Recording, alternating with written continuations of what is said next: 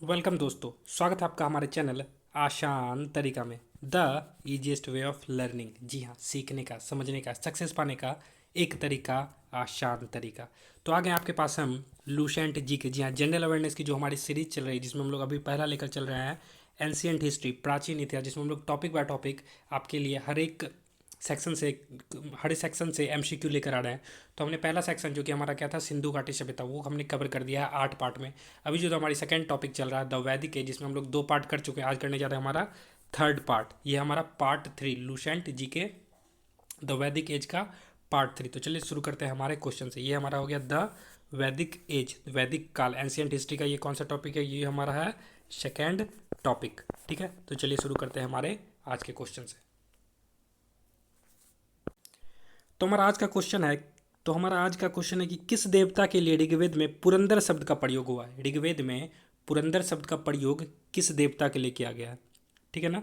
Option A Indra, B अग्नि, सी और Varun, D सोम। तो इसका करेक्ट आंसर क्या होने वाला है, इंद्र के लिए। जी हाँ, पुरंदर शब्द का जो उपयोग है वो किन के लिए किया गया, इंद्र के लिए। और ये क्वेश्चन कहाँ पूछा गया है, तो ये question R R B ASM में ये क्वेश्चन पूछा गया। ठीक है ना, रेलवे के असिस्टेंट स्टेशन मास्टर के एग्जाम में ये क्वेश्चन आया हुआ। ठीक है, तो इस क्वेश्चन को आप लोग याद रखोगे, इंपॉर्टेंट क्वेश्चन हो जाता है। तो देखते हैं इसके एक्सप्लेनेशन को। ये देखिए, इंद्र देवता के लिए ऋग्वेद में पुरंदर शब्द का प्रयोग हुआ। इंद्र को वर्षा का देवता माना जाता है। ऋग्वेद में पुरंदर का प्रयोग किसके लिए किया गया था, तो इंद्र के लिए। उनको वर्षा का देवता माना जाता है। ठीक है ना, चलते हैं हमारे अगले क्वेश्चन पे। तो हमारा अगला क्वेश्चन है, शुल्ब सूत्र किस विषय से संबंधित है। शुल्ब सूत्र किस विषय से संबंधित है। ऑप्शन है ए ज्यामिति, बी ज्योतिष, सी गणित, डी खगोल। तो इसका करेक्ट आंसर क्या हो जाएगा, ये हम पहले भी पढ़ चुके हैं। तो इसका आंसर है ज्यामिति।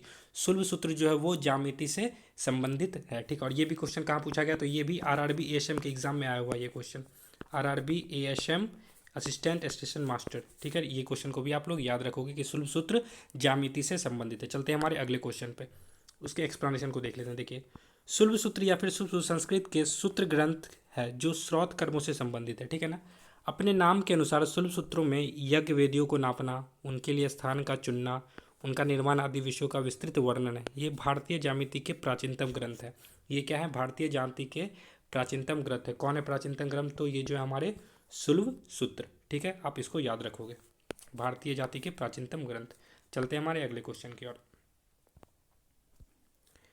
अस्तो माँ सदगमय कहाँ से लिया गया है। ये जो लाइन है अस्तो माँ सदगमय, जिसका मतलब होता है कि हे माँ हमें अंधकार से प्रकाश की ओर ले चलो। तो अस्तो माँ सदगमय कहाँ से लिया गया। ऑप्शन है ऋग्वेद, बी यजुर्वेद, सी सामवेद, डी अथर्ववेद। इसका करेक्ट आंसर क्या हो जाएगा, इसका करेक्ट आंसर है ऋग्वेद। इसका करेक्ट आंसर क्या है, ऋग्वेद से। अस्तो माँ सदगमय कहाँ से, देखते हैं इसका एक्सप्लेनेशन। ये देखिए, अस्तों माँ सद्गमय ऋग्वेद से लिया गया, जो कि मूल रूप से इस प्रकार है। ओम अस्तो माँ सद्गमय, तमसो माँ ज्योतिर्गमय, मृत्योर माँ मृतंगमय, ओम शांति शांति शांति, बृहदर बृहदारण्यक उपनिषद। ये किससे आता है, बृहदारण्यक उपनिषद से इसे लिया गया। ठीक है ना, आगे चलते हैं। अगला क्वेश्चन हमारा, आर्य भारत में बाहर से आए और सर्वप्रथम कहाँ बसे। आर्य जो आए भारत, बाहर से भारत, वो सबसे पहले कहाँ बसे थे, तो श्यामा तट में बसे थे, प्राग ज्योतिष में, पंजाब में, या फिर पांचाल में। इसका करेक्ट आंसर क्या हो जाएगा, तो वो आर्य जो है तो वो सबसे पहले पंजाब में बसे थे। कहाँ बसे थे, पंजाब में। ठीक है ना, देखते हैं इसके एक्सप्लेनेशन को। ये देखिए,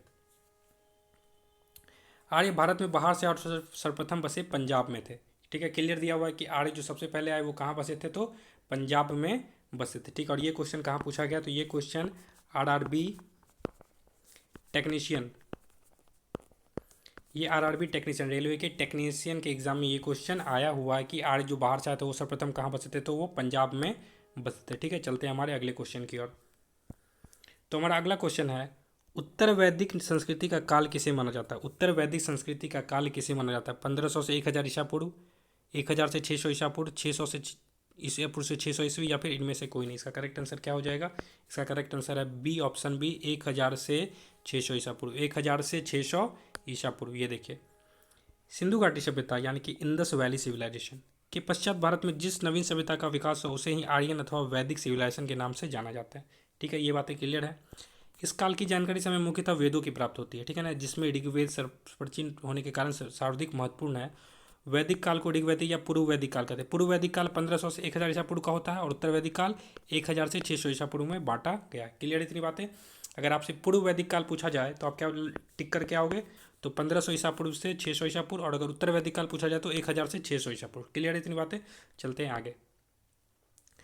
वेदों को अपौरुषेय क्यों कहा गया? वेदों को अपौरुषेय कहा गया, वो क्यों कहा गया? तो इसका करेक्ट आंसर ऑप्शन क्या है?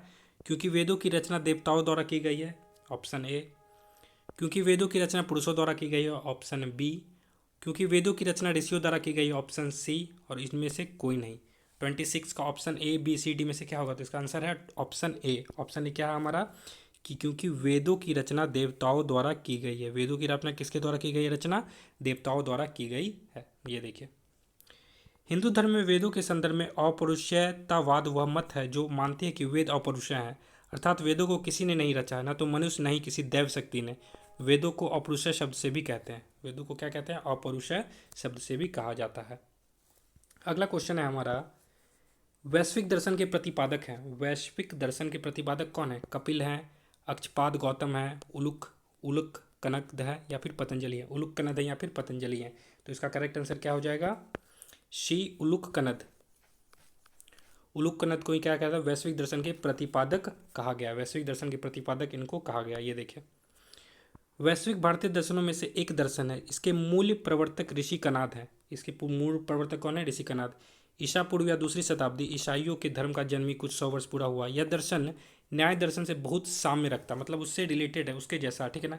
किंतु वास्तव में यह एक स्वतंत्र और भौतिक विज्ञानवादी दर्शन, लेकिन असल में क्या, ये एक अपना इंडिपेंडेंट और भौतिक विज्ञानवादी दर्शन है। ठीक है, आगे चलते हैं। हमारा अगला क्वेश्चन है, मीमांसा एवं पूर्व मीमांसा दर्शन के प्रतिपादक हैं। मीमांसा और पूर्व मीमांसा दर्शन के प्रतिपादक कौन है? ऑप्शन है जैमिनी, बादरायण, कपिल या फिर गौतम। तो इसका करेक्ट आंसर क्या हो जाएगा? जैमिनी।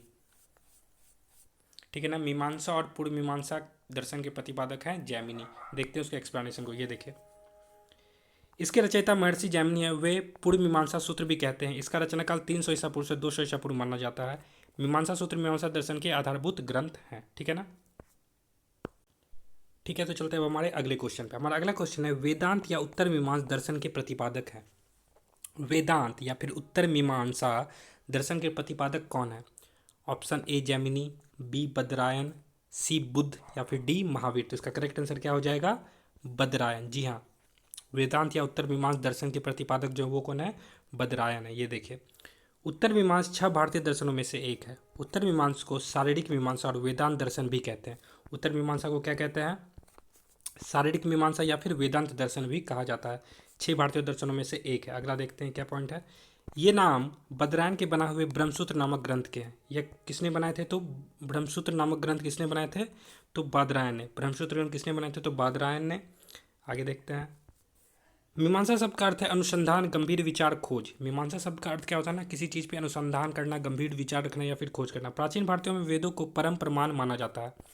वेद वामंड बहुत विस्तृत है, उसमें यज्ञ, उपासना और ज्ञान, ठीक है ना, बंदी मंत्र पाए जाते हैं। ठीक है ना। और क्या पाया जाता है? तो उसमें बंदी मंत्र संबंधी मंत्र पाए जाते हैं, ज्ञान संबंधी मंत्र पाए जाते हैं। ठीक है, इतनी बातें क्लियर हैं। चलते हैं हमारे अगले पॉइंट पे।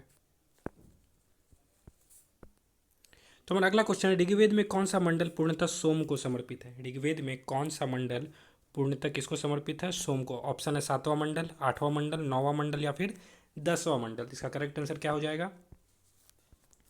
9वां मंडल जो है वो किसको समर्पित है? सोम को। 9वां मंडल किसको समर्पित है?